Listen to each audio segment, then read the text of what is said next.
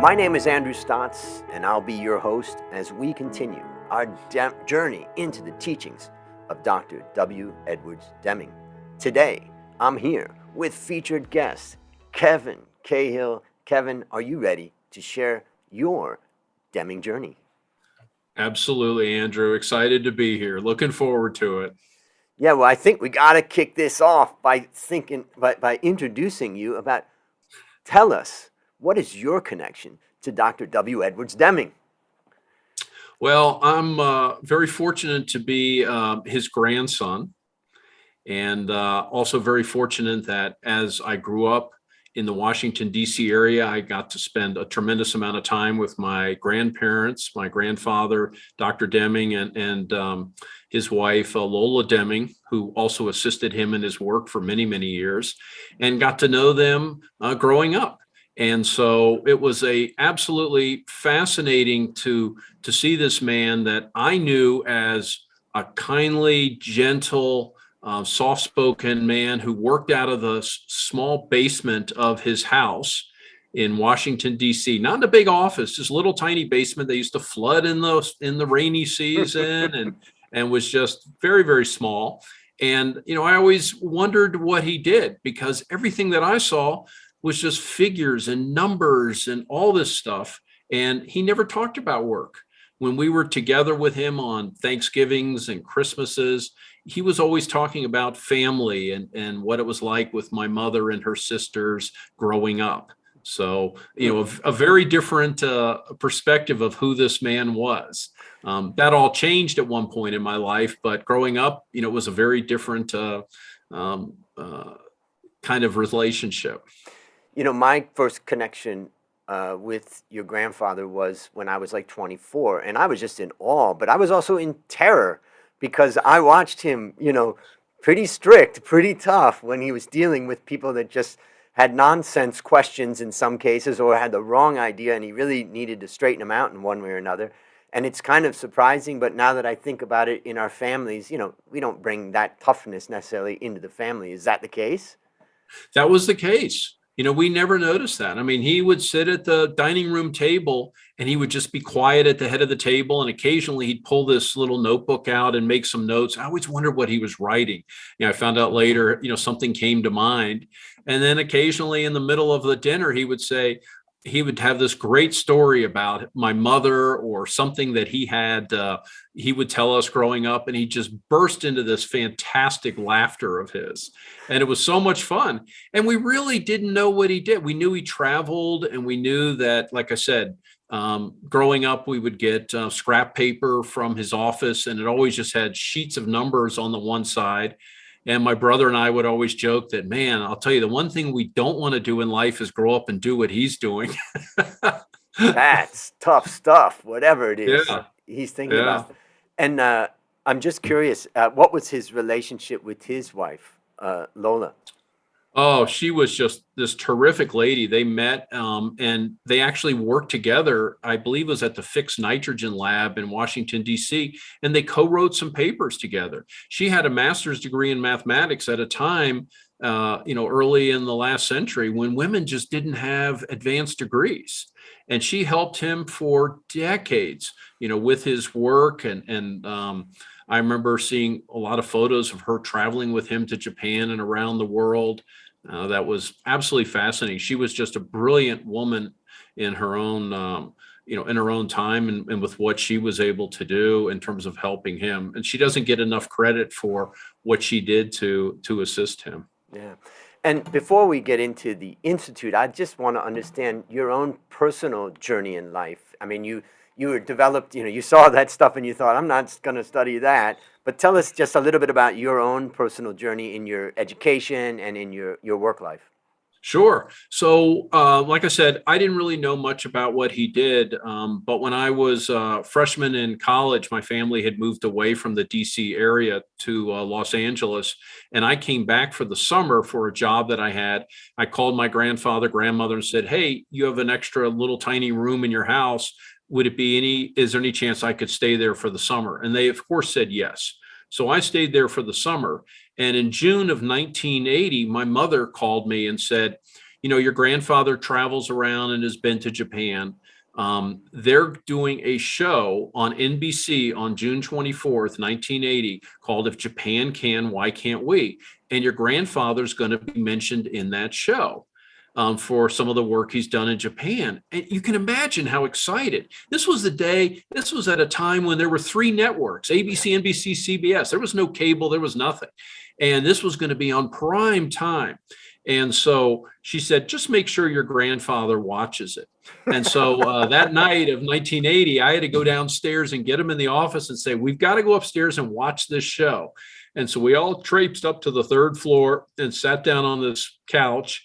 And my grandfather, my grandmother, and then my grandmother's sister, who was also living at the house, we all sat down to watch the show. And a few minutes into it, you saw my grandfather, who was at the time almost 80 years old, and he had about a 15-second part in the show. And I just remember being so excited. Oh my God, that's you! It's so cool. And then there was nothing. That was it. And for the longest time, and you could tell my grandfather was getting very fidgety. He was ready. He mentioned something. He was unhappy with a few things they were saying in the show that he thought were off base. And he was kind of mumbling a little bit about that. And he was getting ready to leave and go back down and do some work. And then they started talking about a man who was considered helped transform Japan and was considered the key person in that Japanese transformation. And at that point, I looked over my grandfather because I hadn't said anything in about 20 minutes. And I said, do you know who that is? and the announcer, he said, it's Dr. W. Edwards Deming. And it was just this disconnect. This is the man I know, who I grew up with. And you, the Emperor of Japan, is giving you credit for the Japanese economic miracle. I still get goosebumps when I think about that moment. I just could not believe it. And then we watched the rest of the show in just stunned silence. And of course, he had some comments, and, at the end they talked about the National Paper Corporation and how he had helped them. And I just remember thinking, this is going to change everything. And you know what, Andrew? I was actually a little bit sad because I thought, he's 80 years old, almost 80. He's probably, people are going to call him, but, he may not work for more than another year or two.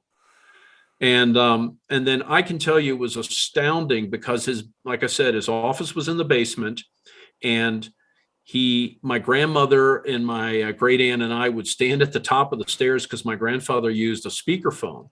And his assistant would say, Dr. Deming, you've got Don Peterson, the chairman of Ford Motor Company, on the phone. You've got the head of Xerox on the phone. You've got the head of all these different companies. And we're hearing them talk on the speakerphone. And it was just astounding. It was an amazing, amazing period. So at that point, I knew things were going to change in my life. I just didn't know what or how or anything like that. And as I moved through college and then graduated, I was just amazed that my grandfather was continuing to work and just being quoted and on news articles and everything like that, and on TV shows, just continuously. And as I got into the business world, in a media business, I knew a little bit about my grandfather's philosophy, enough of, some things like, how important systems are, and understanding that, and operational definitions. And there were some of the elements of the 14 points that I understood, breaking down barriers within the organization. And so even as an assistant, what it did, my grandfather's philosophy, even though I couldn't impact anything at the top, what I was able to do within my own sphere of influence was extraordinary in terms of how it helped me move up through the organization at a much, much, much more rapid rate than I would ever have been able to do. And what would you say were what was the core things? If you say you didn't know all of the different things that he said, but there was those core things that really stuck with you, what would you say was the 1 or 2 core things, particularly thinking about the listener or the viewer out there who's thinking, wow, I would like to be able to make that, impact, and I'm not sure how quickly or how much time I have to learn everything. So, yeah, that's a really interesting question. I would say one of the key things that I did was making the system visible that we were actually working in. So we were a media company that was selling advertising time on TV stations around the country. And we had all this workflow that we had to do.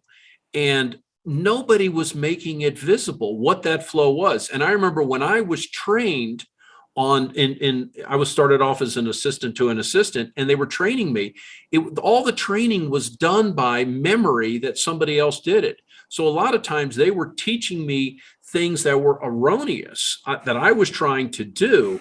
And so as I got into that position, I made sure that I put that process down so that when I moved up and I could hand it off to somebody else, they could see what that process was. And some of it was visual and some of it was work instructions. Other things were like operational definitions of, somebody was saying, hey, I need, can you get this done for me? Well, by when? By the end of the day, by the end of the week, by the end of the month. So there were a lot of little things like that that made a difference in terms of the way I thought that helped the other people within the organization, that really made a difference and helped me move up very quickly within that organization. And then how did you go from your career to now the Deming Institute? Maybe you can talk to us about that and tell us about the Deming Institute and the aims of the Deming Institute. So as I continued to move up and took on greater roles and responsibilities within this media organization, again, my grandfather, and I would call him and ask him questions about things that I needed help on. I remember one time in particular, I had an assistant who could not get a particular job done. And we worked on it, and I tried to make it visible. I tried to do different things. And I called my grandfather one day, asked him a question. And I said, and he gave me some page numbers in one of his books to read. He didn't give me the answer. He gave me some page numbers. And it was fantastic because the way I was explaining it to her that it needed to be done was the way I understood how it needed to be done and the way I learned. It was not the way she learned. And so once we had her learn and express this in a different manner, we never had another issue with the job going forward. All this gave me the understanding after I went to one of my grandfather's seminars and continued to read the books. It gave me it gave me a sense that I could go out and start my own business. And so I did with a colleague of mine, and he and I co-founded a software company that provided these sales systems to these companies like I worked for. And without having my grandfather's knowledge, I would never have even begun to start a company like that. So a startup is at such an incredible advantage if you understand the Deming philosophy, because at the time we started it up, there were two companies that had about 90 share of the market on two different ends of the market. But when we were doing this in 1999, the internet was just starting to hit. And there were, I remember about 15, 20 different companies that all were trying to get into the same space. Within 2 years, they were all gone except for two of us. They didn't have the value of understanding what my grandfather had taught, that I had learned from him and that my partner had, in the terms of the way we ran and operated the organization. So to fast forward, we kept the company for a while, merged it with another company, and then ended up selling it to a big publicly traded company. And in retrospect, I almost wish we hadn't, but by doing that, I ended up at the Deming Institute. And then what was fascinating was I spent 2 years of what I call penance staying at that company because of the contract. And Andrew, that was when I saw in just, what I experienced and what we had to put people through because of the way they looked at things and the way they operated was just extraordinary in terms of how much it hurt me, how much I knew was hurting the people that worked for me and the business units that I was running. And I couldn't wait to get out of there. And when I did, I spoke to my mother, Dr. Deming's daughter, Diana Deming Cahill, who founded the Institute with her father and her sister. And I said, this is an opportunity for me to give back what I have learned from my grandfather, to take an organization that's an all-volunteer organization that was really focused on maintaining and gaining as many of my grandfather's assets as possible, without really, saying, well, what are we going to do with all these things now that we have all the videos? And they did a phenomenal job of getting the videos and articles and all these different things and getting the organization started. And so that was kind of the continuation of my journey, was to move into this role and to be one of the leaders in the organization in terms of helping move it forward. So let's talk about, I mean, what you've described in some ways is something that, I think anybody that gets deeper into Deming realizes, is that it's really a management philosophy rather than, like a lot of times for people that don't know much about Deming, but they've heard his name, they go, oh yeah, quality, statistical quality control or something like that. And they miss the whole aspect that it is a way of thinking, it's a way of managing, it's a way of interacting with other people. Like you said, the idea of kind of trying to put yourself in other person's shoes to make sure the job of senior management is to make sure people are trained, to the level that they need to be. Maybe you can just talk about the Institute generally and kind of that concept of what it is. What is Dr. Deming's teachings and what is the Institute about? So the Institute, the aim of the Institute, excellent question, is enriching society through the understanding of the Deming philosophy. And, and that can take all sorts of different directions that you might be able to go in. And so what we try to do is we look at, okay, here's what the aim is. By what method can we achieve that aim? Which is what my grandfather always talked about. And we also understand that people out there, like I just mentioned earlier, learn differently. Some people are auditory learners, some people are visual learners, and there's different ways of creating learning environments for people. That's one of the things that I think is great about this podcast, and I'm so thrilled that we're getting back into it and doing that, because many people learn by listening to podcasts like this and gain something out of it. Other people need to be in, an environment where they're physically there to actually gain something.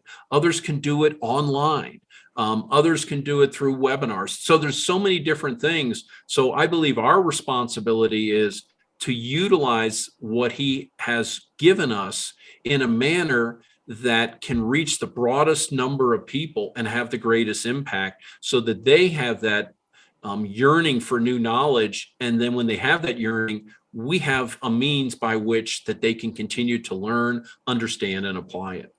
So maybe you can just talk about what's going on at the Institute, but also before you do that, I think for not everybody can understand, like, what is an institute? Is it for profit? Is it not for profit? Are there 100 employees? Is it a few people? Is there a board? Are they volunteers? What is it? What is the Institute?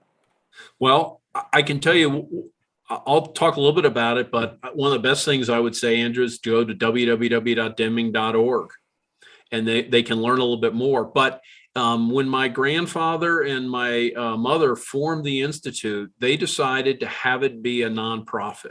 Yep. And I know there was a lot of questions about that, because a for-profit organization, there's a lot of things a for-profit organization can do, but there's a lot a nonprofit can do. And I think it was important for my grandfather and my mother that this be something that is a nonprofit, a 501c not-for-profit organization, because it also opens a lot of doors. When my colleagues and I and other board members call people, and we're calling from the Deming Institute, a lot of times they'll take that call because they know we're not calling to sell them something and try to sell them a whole bunch of, expensive services and things like that. We're calling to help and make a difference. And so while sometimes there are constraints with the nonprofit that we can and can't do, as you start to look at them, you realize it also opens up a tremendous number of opportunities that we might not also have as a nonprofit. So we're a nonprofit organization. We have a board that has a number of family members on it besides my mother. My brother is on it. He's vice chairman. My mother's the chairman. And then I'm on it. And then we have several other board members who have been terrific in terms of supporting us. Paula Marshall is on there. Stephen Hadrick is on there. Keith Sparkjoy is on there. Kelly Allen. So we have this fantastic group that provides guidance for us and support for the organization and helps me. I'm also on the board and serve as the president of the board. And we just have this fantastic group. We also have just a outstanding staff right now that has helped propel this forward, whether it's the online learning that we're launching, whether it's our communication, whether it's our administration, our fund development, all these different things that we have responsibilities for as a nonprofit. We've just got an unbelievable team, and they all operate virtually. We don't have a single office. We also have this advisory council. We have Deming Fellow and Dr. Ravi Roy, who's out there. We have an emeritus trustee board. So we have a lot of people that worked with my grandfather, and then a lot of others who have this just belief in this philosophy and these principles, and they know they need to get out there, and they're helping us get it out there. So before we go on, I think it's kind of important to talk about why Deming, why now? And I'm curious to hear your idea about that. There's all kinds of new books out there. There's all kinds of gurus. There's all kinds of people talking about all kinds of things. Come on, Kevin, this is old stuff. The world has moved on. Tell us, why Deming, why now? Andrew, I get that all the time that, hey, I remember hearing about this guy that helped Japan after World War II. We're closing on past 75 years on that. Why do we need this guy now? Why do we need this philosophy now? And what I can tell you is it has worked. Every time it gets used, it is used in an organization as they begin that journey and continue down. I never hear that it doesn't work. Now, there are some companies who've tried it and they're already too far gone to be able to even come back from the abyss that they've already gotten, as my grandfather put it, the pit they've already dug themselves in. And sometimes you just can't do that. But when these organizations do use this, and we have so many of them that do, it is astounding how it works. And so the books that you're talking about and all these, what we call oftentimes flavors of the month that you hear about, just wait 5 years and see, does anybody really using them anymore? Or have they moved on to the next flavor of the month and the next flavor of the month? You go back 20 years and look, a lot of those things are gone, or they've morphed into something completely different where they may have kept the name and now they've kind of combined a few things to try to keep it going. But the one constant is Deming works, and the research shows that it makes a difference. And to me, in this world right now where we are seeing all these issues with supply, with polarization, with the need to break down barriers, whether it's between countries or within different organizations, there is an answer. Deming, my grandfather, provided that answer, and he showed that pathway. How do you do it? And then how do you get to that next step that all of a sudden leads to resolution of these issues that we're facing right now? Yeah, it's a great point, and there's so much What do there. you think? Yeah, it's interesting because I was thinking, the question that I often get too, I'm sure you get it, is like, well, why isn't this everywhere? Why isn't his teachings everywhere? And I was thinking about it, and my answer to that is, one of the most powerful things in this world is probably meditation. If you could meditate properly for 30 minutes a day, it would probably calm your mind and it would make the world a better place and all that. But how many people actually do it? Very few. And I would say that my answer to that is that what Dr. Deming talked about was a transformation. And how many people are ready to make a transformation in their life? It's easier to pick up the flavor of the month and say, oh, let's do that, and let's do that. But what he's talking about is moving to a whole nother level of starting to think of things as a system. And, you know, you and I have talked about caring for the elderly folks in our lives. And, you know, nowadays doctors get more and more specialized and they can't see the bigger picture. And everything operates in a system. And it's difficult to think in that way. And so part of what I feel like is that what he's challenging, the challenge that he has put before us, is to start to transform our thinking, to understand statistics, to understand systems, to understand how to acquire knowledge, and to bring this together into something that can really make a difference. And that's not easy. That's a journey. No, it's not easy. And I think you hit it right on the head, Andrew. And I think part of the challenge is, you know, if you're leading an organization and you came out of whether it's business school or you moved up through a certain way, well, you're leading that organization because you learned how to do it a certain way. Well, now all of a sudden, your organization's having trouble, because I can tell you right now, and I think it was Rob Roden who worked with my grandfather said this, somebody right now around the corner, around the world believes they can do what you're doing better, cheaper, and faster than you. And they're just looking at you as an opportunity because you can't innovate as fast anymore. You can't do this as much. I can build a better mousetrap and all that type of stuff. But the challenge is that, you know, you've now, if you're leading that organization, you've gotten there. You have gotten to this point by doing it a certain way. Well, now all of a sudden, you're being asked to learn to do something differently. And I think that was one of the big challenges my grandfather had, was that when that program aired on June 24th, 1980, there were companies who were in crisis. Don Peterson, who was the chairman and CEO of Ford, when I met with him when he spoke at one of our conferences at University of Michigan, and he said, one of the things he said to me was, he said, we were $2 billion in debt and we were close to going under. And 2 years before, I believe it was 2 years before, I was named CEO of the year in the US.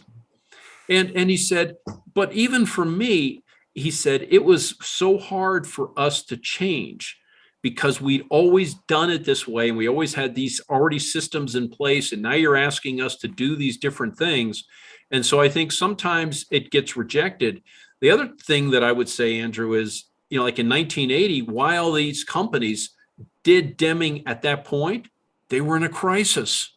And oftentimes it's not until you're in the crisis that you end up saying, hey, I need to do something. And you can listen to podcasts by Paula Marshall and Stephen Hager, who are on our board, where they were in deep crisis when they came to Deming. And now all of a sudden they're huge advocates because it not only pulled them out, but it made their organization successful. So oftentimes it takes a crisis to have people say, hey, it's worth looking at something else. It reminds me of one of his quotes: learning is not compulsory, neither is survival. Yeah. And, you know, I was thinking when you were talking about, hey, your competitors are learning this, think about the transformation. When we were young, if you saw made in Japan on a product, it meant low quality. Yep. And there was a transformation that happened.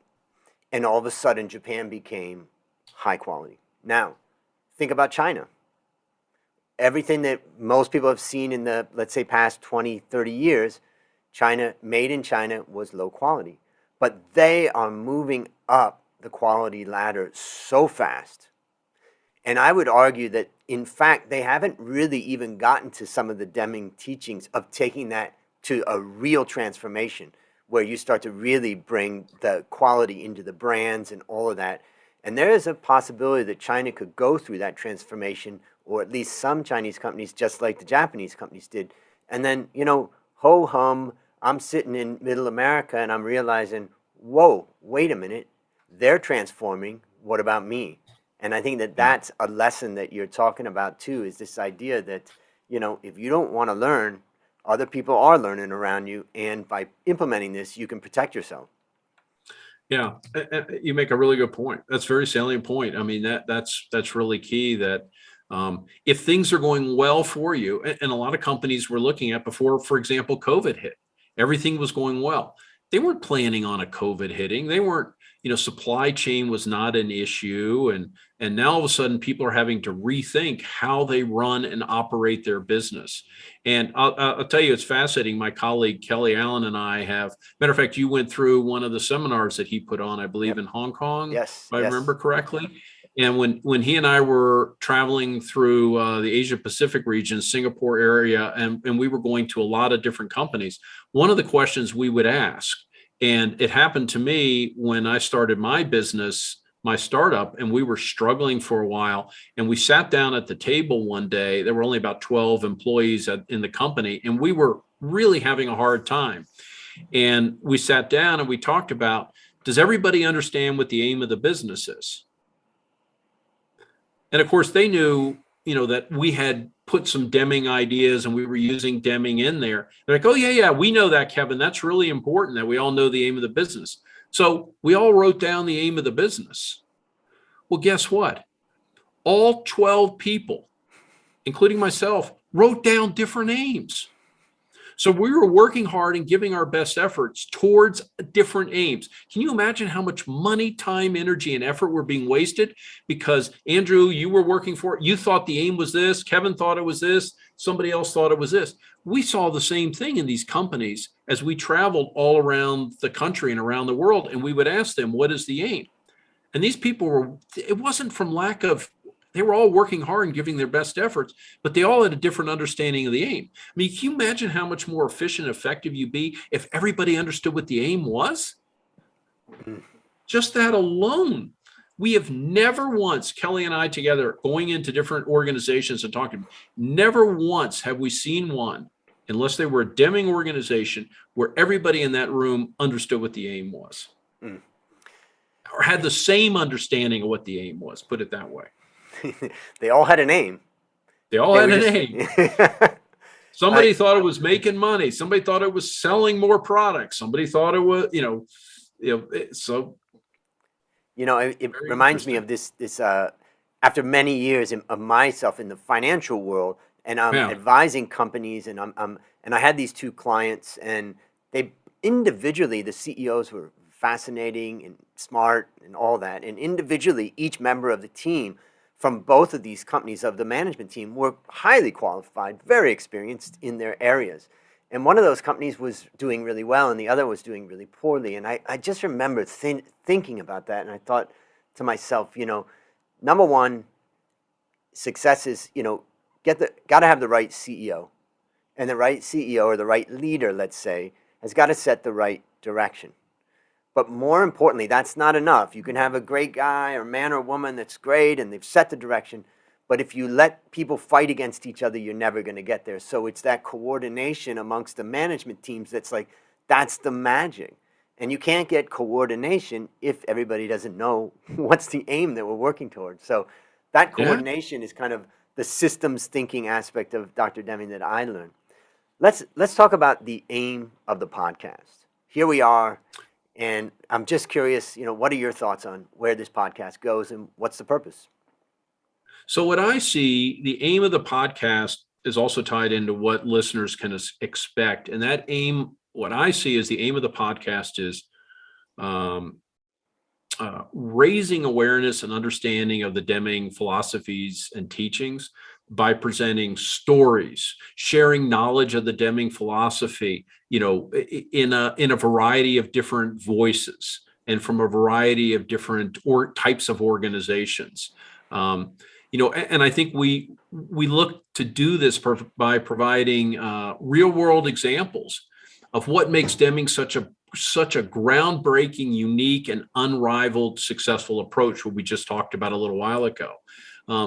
I think we're also going to, and you and I've talked about this, is explore why is Deming different and so much more valuable in the wide variety of improvement programs and flavor of the months out there.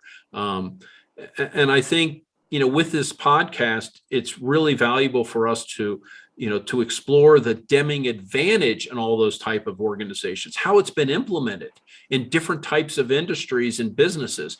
Because one of the things, Andrew, and you and I've spoken about this before, is a lot of people think, well, I'm not going to do Deming, that's manufacturing. Mm. When your grandfather was alive, he focused on manufacturing. It was Ford, it was General Motors, it was Xerox, it was, and all manufacturing companies. And if he wanted it for more than manufacturing, why didn't he spend time? Well, and the thing I would say on that is that's where the greatest need was at that time, was in the manufacturing. But he spent time, he knew it was important to have this in education, in nonprofit, in government. He started to work towards the latter part of his life with Congress several times, trying to get them, as you can imagine how polarized they are. They all want to help the country, but they all see we got to do it this way or this way, and it's my way or the highway. How do you get to work together, think together, learn together, act together? And so, for us, if we want to explore that, how it's been implemented in different types of organizations and businesses and industries, and what that transformation is like for these individuals, what challenge, because it's not all a piece of cake, as you know. What aha moments did they have? What challenges were along the ways, impacts and benefits, and then talk to people at different stages of their Deming journey. We've got a couple people that you and I've talked about that have been doing this, like Paula Marshall, who's the CEO of Bama Companies. She worked with my grandfather. Yep. I mean, I think she is the only one who not only worked with my grandfather, but has been the CEO all the way through to this day and is still implementing it, within her organization. And so I think the last thing I'd say is we believe that, by providing people information and inspiration, they're going to yearn to learn more, and they're going to want to delve deeper into Deming and hopefully apply it in their lives and organizations. And what could be better? Yeah. And I just want to highlight that one word. One of the first words that you said is stories. And, this is a great, podcasts are a great platform for telling stories. I mean, we're not going to go into super technical details about things. We've got great resources. We've got great books. We've got all that stuff. But the stories, and importantly, as you just said, to chronicle the stories of the people who knew Dr. Deming at the time, while we have that opportunity, but also all the other people that are going through. And I think the other word that I like is the journey and the transformation, and highlighting that journey and transformation. That's very exciting. So how do people get the podcast? So there's a couple different ways that you can get the podcast going forward. For those of you, there's many of you that have listened to the podcast in the past. We've had actually almost 1.6 million podcast, what would you call it, downloads or listens? Downloads. Yeah, and downloads. And so what we're going to do is we're still going to make that available, just like we always have. But in one of our newer programs, which is called DemingNEXT, that we're just launching right now, that program's a subscription program, DemingNEXT. We're going to put the podcast in there with the video that you and I are talking right now through Zoom that we're using, so that it will be in there with the video, audio, and then the transcript. And then our producer on the programs in DemingNEXT is also putting it in a different format, so that you're not just watching a video with the words right next to it. It's in a very, very nice format. And I think you saw a sample of that that I sent you the other day. And it's going to be really cool how it's going to be accessible through that mechanism, so that you will, within that subscription service, you'll be able to see it. But for those who aren't in the subscription, they'll still be able to hear it just like they always have. So if somebody's listening to it, let's say they've never really heard that much about Dr. Deming, they're listening and thinking, this is good stuff, I like what I'm hearing on the podcast, where do you want them to go so that they get that? Tell us the website and tell us where they should start. So what I would suggest is you go to www.deming.org. And then from there, depending upon what you're looking to do as an individual or with your organization, you're going to see that we have this online program, DemingNEXT, that we're just launching. We have workshops in person that we're going to be hopefully going back to soon, seminars in person. We also have virtual workshops, webinars, some conferences coming up. So there's a whole different wide variety of ways that you can learn. But I think one of the big thing that I would say is the launch of our DemingNEXT program, which is an online learning program. It's a blended learning program where we're building in all sorts of webinars into it as a part of it. So it's not just online. That opens us up to a whole different world that, as you know, like you attended a seminar in person in Hong Kong, and I do want to talk about that in a few minutes, but I don't know how many people are there, maybe 40, 50, 60, whatever that is. It's not 400, 800, 600 that we need to get that pivotal number of people that are learning this stuff, understanding and applying it. So the DemingNEXT online is a mechanism for us to be able to do that around the clock, around the world, at any time, with organizations at different sizes where they can use these in their own learning management systems. They can use it in our learning management system. They can use it in working with their consultants who are advising. There's all sorts of different ways to do that. So if somebody's listening and think, my goodness, I need my management team to understand some of these things, they can use the resources at DemingNEXT just directly and say, hey, you guys, I want everybody to listen to this particular module or that type of thing. Or if there's a consultant out there that's helping people implement, they could say, wow, why don't I use that as a tool within my toolbox? So it sounds like it's really going to be something that can be implemented across a company without having to go to a seminar if they can't or whatever. You hit it right on the head, because what we have is that we'll oftentimes have CEOs and executives come with their management teams to a workshop or seminar like the one you went to. Well, then they come to us afterwards and say, this is fantastic, we're going to start to implement it. But I've got another 200 people in my company. I don't have the ability to send them to this seminar or have you bring the seminar to us. Some companies are doing that, but others are saying, we don't have the ability to do that. Yet I want everybody within the organization to have an understanding of the common language, what we're talking about when we talk about a special cause, a common cause, an operational definition, system of profound knowledge, understanding variation, theory of just a basic understanding. And so that was one of the things that pushed us to develop this DemingNEXT, is to not only have it available for leadership and management, but for all levels of the organization to be able to understand, learn, and apply it, and not to push back. Because that was one of the things, again, going back to Don Peterson at Ford, was, even though they sent hundreds of people every month, sometimes thousands, they had 150,000 people around the world. They couldn't send everybody through. And the people that didn't go through were the ones that were a challenge. Not because they wanted to be a problem, but because they didn't understand what was being talked about when management was saying, hey, we need to look at our suppliers differently. Well, no, that's not how we do it. And so, but it's hard. It's like when you push against somebody, they push back. They always do. So what you need to do is provide them a level of understanding, and then it's accepted, and then they're not pushing back and fighting you. They're actually embracing it. And so that's one of the advantages of using this approach, is that it can be blended learning. It can be done at your own. And like you said, with consultants, we already have a number of consultants that have their own specific external portal tied into our DemingNEXT, where they're working with clients in a completely different environment to help support what they're already teaching them. It's exciting. I mean, that's a whole nother level. When you think about, my own Deming journey, I think about there was limited resources. There are some books, and I found, what I could find, and, that type of thing. But you kind of had to piece it together. And so I think I'm really excited, and, I feel like the journey going forward, it's so important to get this message out. But the ability to get it out now is really there. And so I would say that's really accomplishing the main aim of the Institute. You're right. And for those who are listening who know about it, a lot of my grandfather's videos, writings, case studies, articles, things like that he did, they're also in there.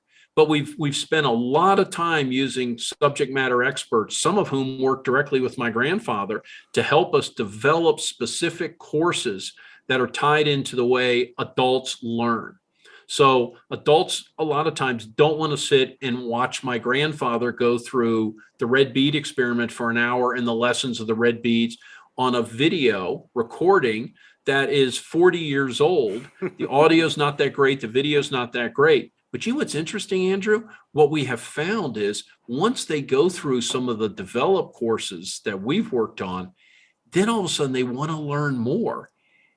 They then go and watch it. They'll spend the hour watching my grandfather do the red beads and lessons of the red beads, or talk about the 14 points in these long form video formats that were acceptable back in the 80s and early 90s.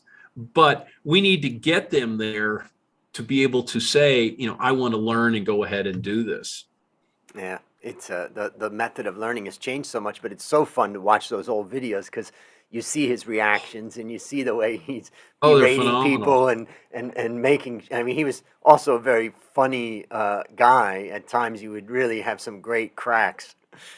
Yeah, he really did. Let me ask you a question, if you don't mind. How did you come to know about my grandfather, and what was kind of your Deming journey? I mean, you and I came across each other years and years ago, but I'd love for the audience to also hear that. So I was a young guy studying finance at Cal State Long Beach in Los Angeles, and I got a job at Pepsi in operations in Los Angeles. And Pepsi was also kind enough to pay for my MBA if I got good grades, and I did. And basically, I worked in operations, and I just saw all of these troubles. Now, it was 1989 when I went to work for Pepsi, and I had learned how to use a computer. So I could make charts and graphs, and I started charting stuff and putting stuff up on the walls. And I had this habit I've had all my life is I just chart performance of different people and put it up there, and then I don't say anything about it. And then I just let people go and look at it. And then they start asking questions. And then you start getting information from that. And so that was kind of and then there was a manager at Pepsi. He's like, oh, you're really into statistics. I wasn't necessarily into statistics, but he thought I was.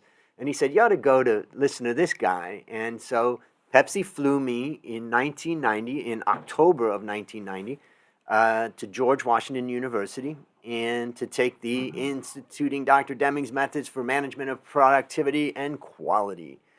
And I got 1.44 continuing education credits for it. Wow. But I remember, yeah, I remember going to this event. It was a huge room. I was 23, maybe 24. I was a young guy, all of the older people in there. And I just thought the only thing I'm going to do is I'm just going to go to the front row. And I just sat in the front row listening, and everything was blowing my mind. I had been working for, a year or so in Pepsi, and I'd seen all of the problems we had in the factory. And then here was the solutions. And so I really caught on to that, and I went back and I started to try to implement that. And then I started to realize, what he was talking about change has to happen from the top. Because a young guy trying to make an impact, you can do something, but you can't make a huge impact. And that was kind of my first beginning. And then I got Dr. Deming's book, Out of the Crisis. I still have the one he signed at that time. And I got a great picture of me with him at that time. And then I went back, and my roommate, Dale, and I used to read chapters and discuss them in our apartment where we lived in LA. And then another time in 1992, he had a seminar done by Quality, what was it called? Quality Enhancement QES. Seminars. Yeah. Yes. QES, and that was 1992. And so I got a double dose, and I listened to him and was blown away. I just kept learning. And then I eventually moved to Thailand. And I was a young guy teaching finance, and I went to work in finance. But the point was, my best friend that he and I was reading those chapters of Dr. Deming's teaching, Dale, came, and we set up a company called Coffee Works here in Thailand. And we just really wanted to, implement Dr. Deming's teaching. We weren't fanatical about control charts or anything like that. I mean, we were operating in pretty much chaos here on the outskirts of Bangkok. But we definitely tried to implement ideas like systems thinking and treating people with respect and dignity and trying to get out fear in the workforce. So that's a little bit of my journey. So how is the company doing? Well, we've survived, and we've survived COVID, that's for sure. And basically, we've been in operation about 28 years, and so we have about roughly 100 employees, and we're growing and we're profitable, and we've learned a lot. I would say that also, operating in a foreign country has been always been a challenge, but I would say we're doing okay, and our objective is to try to make sure that we are, making an environment where employees really enjoy their work and feel trust and feel cooperation in particular. You know, and with you saying that, we're hearing in the States, and you're experiencing it, so many companies seem to take it for granted that, hey, the employees are going to stay because this is really their only job opportunity here. And, that, that has been just spun completely out of control with the advent of COVID. And now all of a sudden people are saying, wait a second, I want to be at a company where I feel I can make a difference and I enjoy being there, because I've now realized that life can be pretty darn short, and I need to have, as my grandfather always talked about, joy in work. And when we would talk to executives and organizations, in years past, a lot of times we would never bring up joy in work because they didn't see it that way. It was just grind it out, have these people just work. And now all of a sudden there's this realization how important that is. And I think that's another, once you implement that Deming philosophy, it has an enormous impact on employee retention, on joy in work, which is keeping people there, that they want to stay. They want to be a part of something where they enjoy being there. And I think that's just one more reason why the Deming philosophy, we talked about it earlier, is still even relevant today, and more so than ever. And that's part of driving out fear, is making it a trusting place. And Dale's, now it's interesting situation. In my case, I never worked as an employee in my own company. Dale is the managing director and we own it equally, but we decided in Thailand it would be better if I focused my efforts on building my career in the world of finance.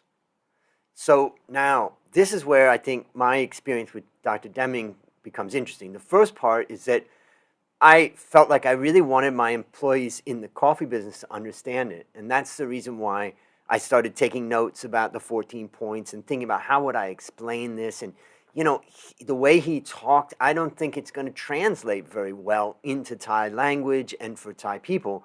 How do I simplify that? And that's when I started writing the book, Transform Your Business with Dr. Deming's 14 Points, and ultimately translated it into a Thai language so that the employees would be able to get some access to this and understand it. And that was my only real goal. I did put it up on Amazon, but the main thing was, how do I bring this teaching to these people who really, didn't know anything about it?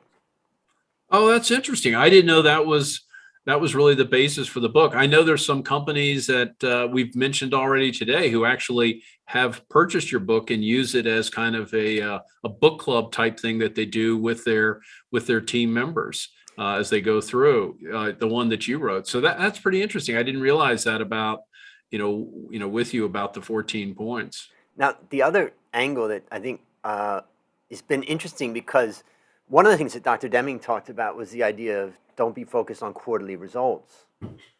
But isn't that the whole financial world? Well, it's funny because I was just about to ask you, with all your focus on finance and understanding it, you've got to run up that, even if you're not a publicly traded company. I mean, we talk to organizations that are always focused on that. One of the suppliers that we work with, the Deming Institute, we literally left them about 6 months ago because you could always tell I'd always look and I go, oh, start getting the phone call going. And I could, if I hadn't thought about it, I go, it's got to be the end of the quarter because, man, they're just trying to sell me something now. And they were always trying to, game their numbers, do something by the end of the quarter. And I said, you know what, I'll let you watch it as my guest go through some of the DemingNEXT stuff, because as long as your management will do it, because you have no idea the impact you're having. And we left them. Yep. because, and we ended up going with a different vendor because we could see this happening and it was getting worse and worse. And we were told there was a new CFO that had come in. There was a real focus on, we've got to get the numbers up. And so what they ended up doing was cutting customer support, because that was an easy one. People like us already had a contract with them for a certain amount of time, and they figured they might be able to get us to renew it. But I mean, the impact, stop. I could keep going on and on. Well, maybe I'll just explain that I grew up as an analyst in the stock market in Thailand, and I was eventually voted the #1 analyst in Thailand, and I was the head of the CFA Society for Chartered Financial Analysts, which was the honor of a lifetime. And I've met with maybe 1,000 fund managers, and I've taken them to meet with 1,000 CEOs. And a CEO asked me, "What would be your advice from everything you learned?" And I just said, never listen to analysts. They don't know about your business. They don't know how to run your business. And you have to be very careful. All they want to do is set a fire of quarterly earnings. Which brings me to having taught finance all my career.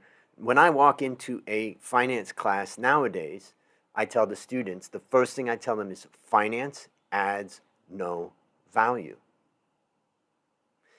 And that puts their head in a spin, particularly because they're studying that topic.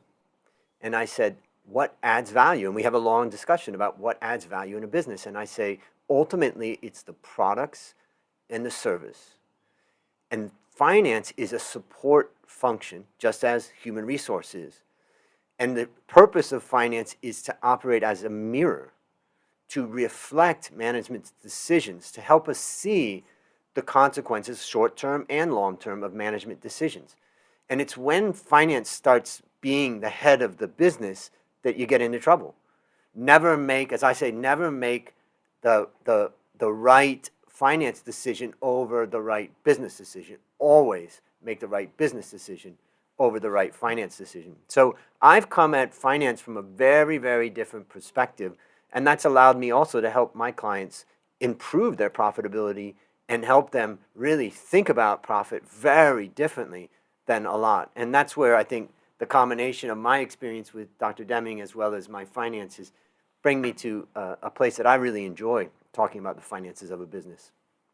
Yeah, and I think what you said is really important, because, if the focus of the company is solely on making a profit, they may make a profit to the detriment of the organization that eventually puts it out of business.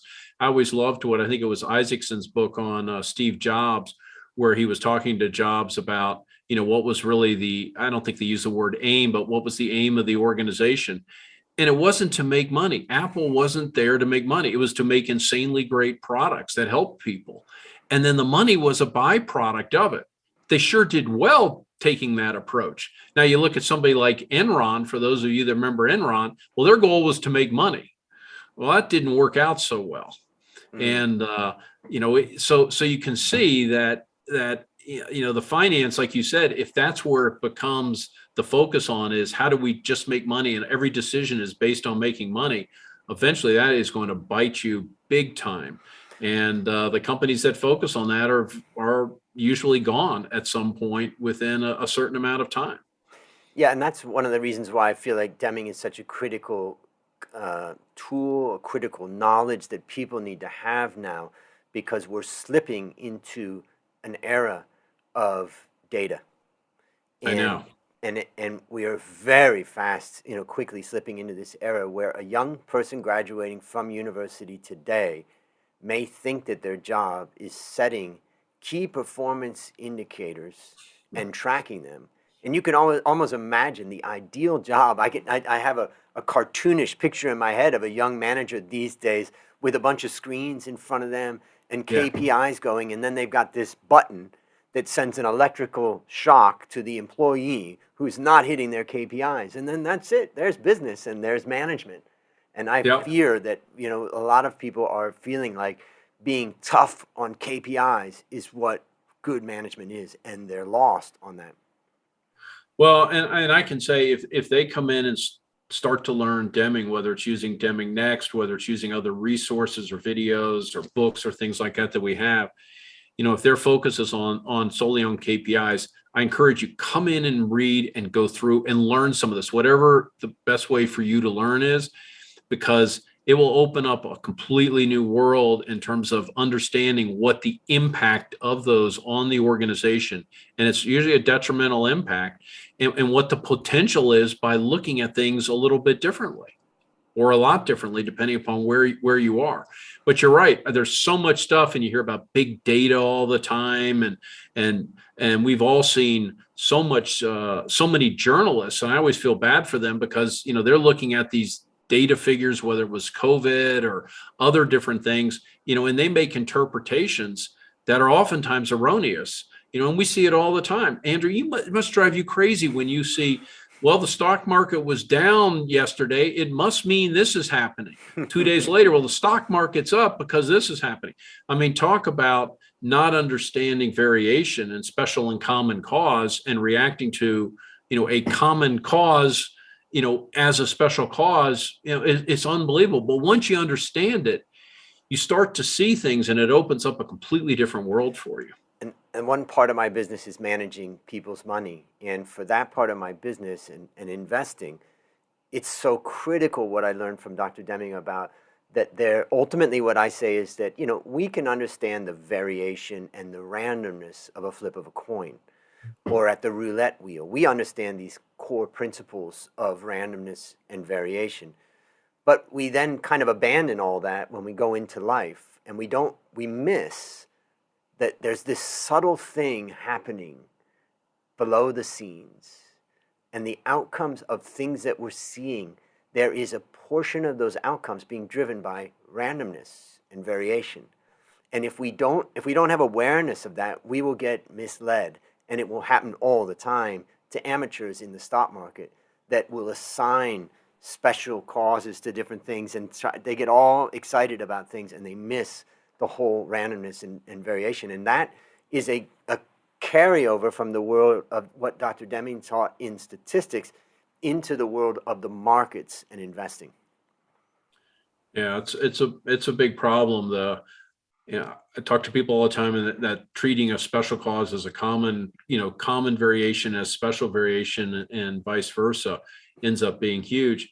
And the thing is, we already know it in our lives. I mean, we know to get to the grocery store is going to take us between 9.5 minutes and 11 minutes. And the average is 10 minutes. But we know we're never going to arrive there exactly at 10 minutes. We know, and when you ask people, well, why is it? Well, because there's variation in there. It's 9.5 to 11 minutes to get there. Yet they go in their companies and they teach. I mean, they all of a sudden say, well, I got there in 9.5. Oh my gosh, I got there really quickly. That's great. Okay. Well, then the next time when you get there at 10.5, what did I do wrong? And they try to fix that instead of understanding that, well, hey, wait a second, I know how this works when I go to the store. Why do I not apply the same concepts when I'm in the business? And every now and then they come home and they say, oh, it took me 2 hours to go to the store. What happened? Well, I had a flat tire, or there was a fire, and there was and all of a sudden you start to understand special causes. Now, I think I would like to wrap it up at this point and ask you, do you have any parting words for the audience? What would you like the audience to understand about what's going on at the Institute, what's going on with the podcasts? Let's leave them with something exciting. Well, I don't know how exciting this is, but one of the questions that I get right now, Andrew, is what would your grandfather say about DemingNEXT? Because it's completely different. It's not always using just him, because there's people out there that tell me, unless you're using Deming's exact words, then it's wrong. And I'm like, no. My grandfather, when I look through his books, quoted people all over the place, whether it was Don Wheeler, whether it was Ed Baker, Joyce Orsini. He was always learning. Bill Schirkenbach, he was learning from everybody. And I would say the one question I get a lot now is, what would your grandfather think about DemingNEXT? And I got to tell you, I believe he would be absolutely thrilled, because he would see that as another means, another way that we have done a PDSA, Plan, Do, Study, Act, where we have tried to improve the means for us to get his message out to a broader audience. And I think he would be absolutely thrilled with what we've done, how we're doing it, why we're doing it. And I believe he would be very excited about what that impact is to get that message out, because I know when he departed from this earth, I think the thing that probably bothered him the most was he didn't have more time to get his message out. He knew that he was running out of time as he got older, and he formed this organization to get that message out. And I think that, to me, is an important thing, is by what method are we getting this message out that will accommodate the needs of how people learn, understand, interact within their own organizations. Well, ladies and gentlemen, you've heard it from the man who probably is the closest to understanding the ultimate aims of Dr. Deming. So, Kevin, I want to thank you for this great time together and sharing your personal experiences as well as the visions and the opportunities that I see at the Institute and what you're doing. That concludes another great story. From the worldwide Deming community, remember to go to Deming.org, as Kevin has told us, to continue your journey. This is your host, Andrew Stotz, and I will leave you with one of my favorite quotes from Dr. Deming. People are entitled to joy in work.